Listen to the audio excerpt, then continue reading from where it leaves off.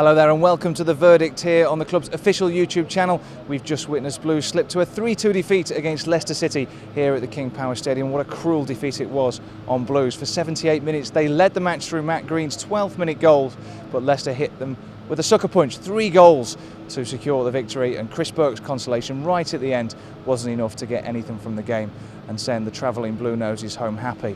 So they'll go back very deflated, as the players will do so as well.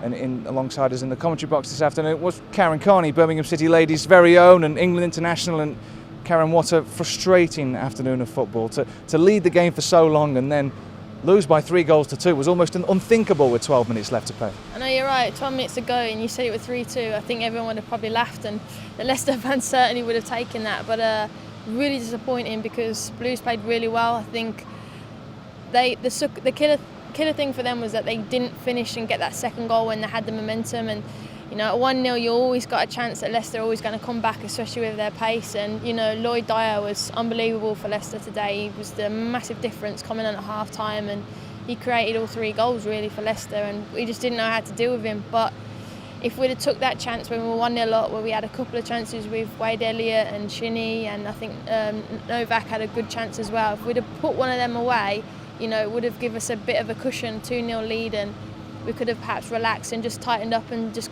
not gone for anything more and just been defensive. And I think, you know, that's where it went wrong for us today, I think personally. But disappointing all round though.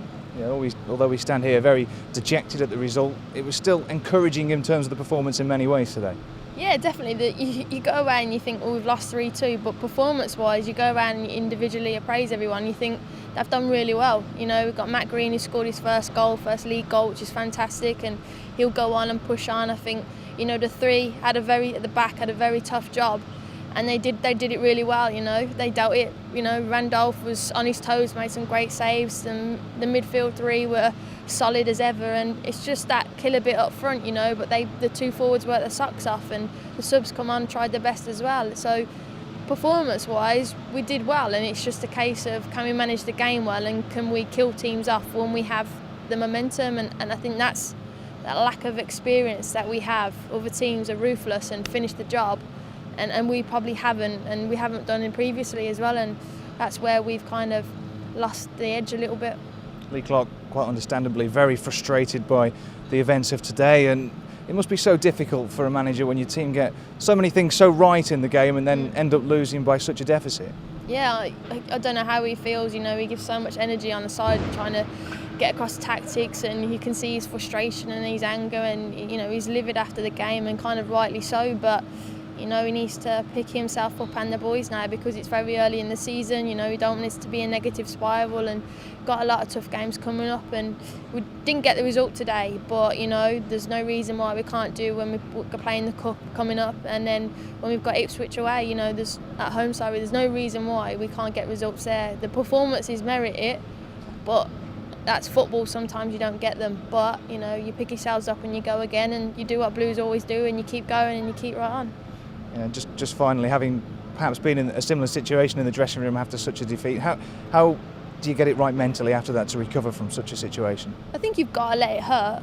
I think the players, I think for me personally, I think it's a good thing that they're feeling the way they are, because it shows that they care.